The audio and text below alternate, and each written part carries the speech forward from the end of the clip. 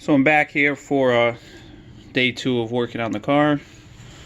Finishing up the electrical system. I got the positive terminal for Cool Concepts. I guess they call this like a L19 ground bracket. It's a conduit. Freaking thing cost me $12. I got my 2 gauge welding wire here. You can see it's already heat shrunk, crimped. I did 3 crimps. What's cool is I got this little crimper here. It tells you if it's brown, red. Pretty idiot proof. Obviously I got my heat gun.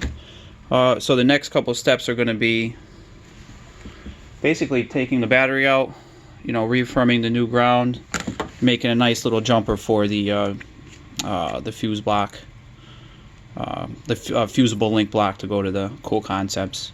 Give me some, added flexibility, nice connectivity. Have no issues with that there. All right, just a brief update. Thanks, guys.